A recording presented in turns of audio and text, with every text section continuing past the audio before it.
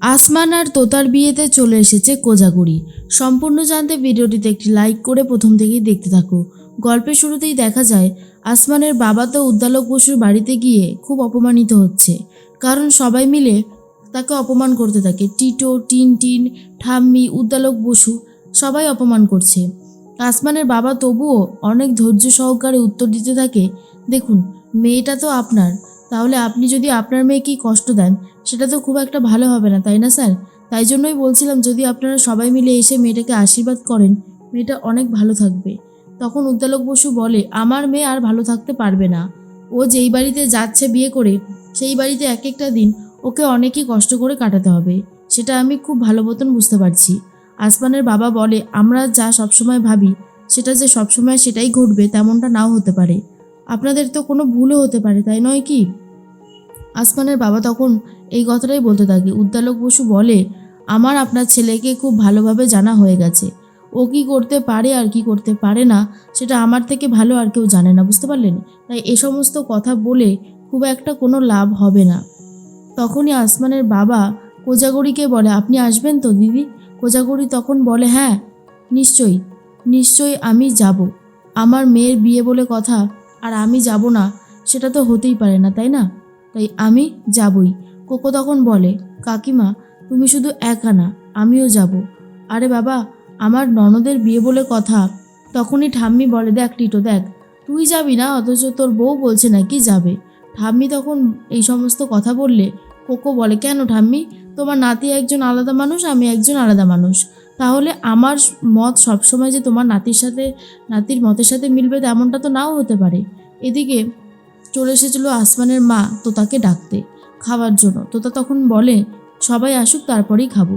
কিন্তু মা তখন বলে, অনেকটা বেলা হয়ে গেছে, চলো খেয়ে নেবে, আর নাটক করো না। এমনিতেই নাটক করতে করতে আজকে এই জায়গাতে এসেছো, আবার এখন এই সমস্ত কিছু শুরু করলে। তোতা বলে, না না, আমি নাটক করব কেন, যেটা সত্যি আমি তো সেটাই বলছি। দেখো সবাই মিলে আসলে একটা মজা করে খাওয়ার মজাটাই আলাদা, সেই জন্যই বলছিলাম আর কি। আসমানের মা তখন বলে, তুমি তো আবার কাটা বেছে মাছও খেতে পারো না, এই তোমার মা কি কিচ্ছু শেখায়নি? তখনই তোতা বলে, না গো, মা তো শেখানোর চেষ্টা করেছিল, কিন্তু আমি না ঠিক মতন শিখতে পারিনি। কাকিমা, আমি কিন্তু তোমাকে খুব ভালোবাসি জানো তো, এই বাড়িতে তুমি তো আছো একমাত্র যে আমার কথা সবসময় শোনো। এই যে আসমান বেরিয়ে গেছে, কাকু বেরিয়ে গেছে, তুলিও নেই, আমি কার সাথে থাকবো বলো? তোমার সাথে ছাড়া আমি আর কার সাথেই বা থাকবো? তখন আর আসমানের মা কিছুই বলতে পারে না। এর মধ্যেই আসমানের মা তখন এটা ভাবে যে অনেকক্ষণ হলো তুলির বাবা গেছে, এখনও কেন আসলো না?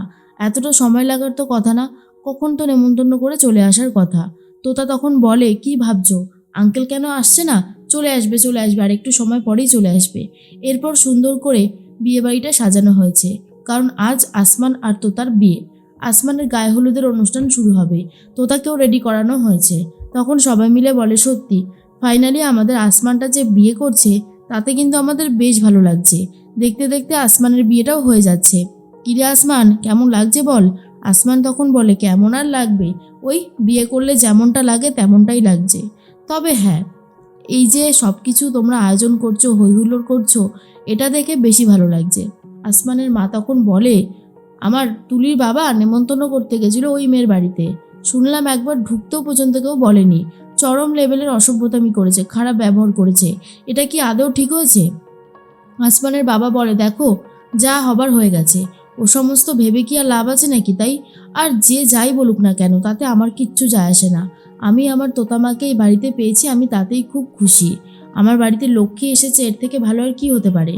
ওনাদের মেয়েকে আমরা নিয়ে এসেছি জোর করে, ওনারা এটাই ভাবছে, কিন্তু সত্যিটা তো সবাই জানে। তাই আমি আর এই সমস্ত কথা গায়ে মাখছি না, যা হবার তা ভালোর জন্যই হবে, বুঝতে পারলে? তখনই আসমানের মা বলে, হ্যাঁ কত ভালো হবে সেটা তো দেখাই যাচ্ছে, কি সুন্দর মেয়েটাকে এই বাড়িতে গছিয়ে দিয়েছে, খরচাও করতে হচ্ছে না, আর কোনো ঝামেলাও নেই। তখনই আসমানের বাবা বলে, ব্যাস তুমি আবার এই সমস্ত কিছু শুরু করলে, তুমি পারো বটে বুঝলে তো। এই জন্যই না আমি তুলিকে পাঠিয়েছি ওই শিবের সাথে গিয়ে মিষ্টিটা আনার জন্য, কারণ আমি জানি এখানে থাকলে তুমি অনেক উল্টোপাল্টা কথা বলবে, তার থেকে সব থেকে এটাই ভালো হয়েছে যে আমি এখানে রয়েছি। এর মধ্যে আসমান বলে, আমার জন্য কোনো ঝামেলা হোক বাবা, সেটা আমি কখনোই চাই না, আমি চাই সব কিছু ঠিক থাকুক। এরপরে আসমানের বাবা তখন বলে ঠিক থাকবে, সব কিছুই ঠিক থাকবে, না ঠিক হওয়ার কোনো কারণই নেই। এর মধ্যেই তোতা তখন বলে, জানো তো আজকে আমি সবার সামনেই বলছি, আমি না বাড়িতে মাছ বেছে খেতে পারতাম না, কারণ তাতে কাঁটা থাকতো। আর খুব সুন্দরভাবে কাকিমা আমাকে মাছ বেছে খাইয়ে দিয়েছে। এর থেকে ভালো আর কী বা হতে পারে বলো? আমি এই বাড়িতে এসে এত ভালোবাসা পাচ্ছি, সে আর বলার কথা না। তখনই আসমানের মা বলে, হয়েছে হয়েছে, থাক, আর এ সমস্ত কথা বলতে হবে না। তোতা তখন বলে, কেন? কেন বলবো না? বলতে তো হবেই। না না, চুপ থাকলে কি করে হবে? সত্যি কথাটা তো বলাটা উচিতই। অন্যদিকে দেখা যায় যে চলে এসেছে কোজাগরি। কোজাগরি চলে এসেছে, আর এসেছে কোকো। পাড়া প্রতিবেশীদেরকে নিয়ে তত্ত্ব নিয়ে হাজির হয়েছে, যেটা দেখার পর আসমানের মাও চমকে যায়। কারণ আসমানের মা বলছিল কেউ তো আসলো না, কিছু দিলও না। এরপরেই তোতা তখন বলে, মা তুমি এসেছো?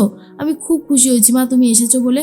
কোকো তখন বলে, বাহ, মাকে পেয়ে আমাকে ভুলে গেলে, একবার তো আমাকে দেখলে না। তোতা বলে, কে বলেছে দেখিনি, আগে মায়ের আদরটা খেনি, তারপর তো তোমার কাছে যাব। এর মধ্যেই আসমানের বাবা বলে, আসুন আসুন, আমি খুব খুশি হয়েছি আপনারা এসেছেন। আর কেউ আসলো না? কোজাগরি বলে, দেখুন দাদা, আর কে আসবে আর কে আসবে না জানি না, আমি আমার মেয়ের কাছে আসবো, এটা তো একটা স্বাভাবিক ব্যাপার, তাই নয় কি?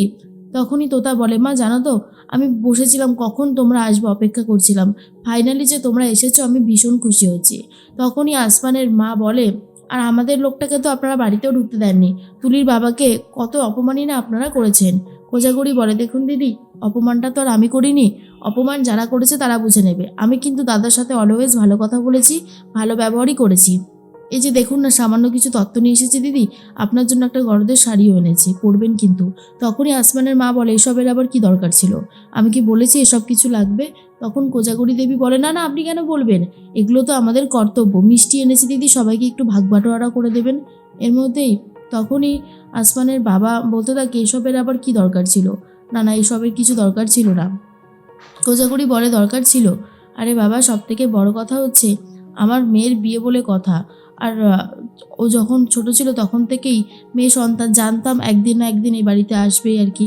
তো অল্প অল্প করে কিছু গয়না আমি করে রেখেছিলাম, সেগুলোও নিয়ে এসেছি দিদি, সেগুলো আপনি নিয়ে নিন, আপনি ওকে সময় করে পরিয়ে দেবেন। তখনই আসমানের বাবা বলে, না না না না না না, আমাকে দেওয়ার দরকার নেই, তারপর হারিয়ে টারিয়ে গেলে অন্য রকমের কথা উঠবে, তার থেকে আমার এসবের কিছু দরকার নেই। তখন ঠিক সেই মুহূর্তেই তোতা বলে, না কাকিমা, এটা তোমার কাছেই থাকবে, এটা অন্যদিকে থাকবে না। কেন বলো তো? কারণ এটা শুধুমাত্র তোমার কাছেই রাখার যোগ্য, আমি নিজেই কখন কোথায় হারিয়ে ফেলবো তার ঠিক নেই, তার থেকে বরং তোমার কাছে থাক, সেটাই ভালো হবে। আর এটা নিয়ে বেশ হইহুল্লোড় চলতে থাকে। আর কোজাগরি আসমানকে রিকোয়েস্ট করে যাতে কোনোদিনও আসমান তোতাকে কষ্ট না দেয়। আসমান তখন বলে, আমি কোনোদিন তোতাকে কষ্ট দেব না, আমি সবসময় তোতাকে যেমন আগলে রেখেছি এখন থেকে আগলেই রাখবো। আমি আগে অনেক ভুল করেছিলাম, কিন্তু সেই সমস্ত ভুলগুলো শুধরে নিয়েছি, তাই আর কোনো অসুবিধা হবে না।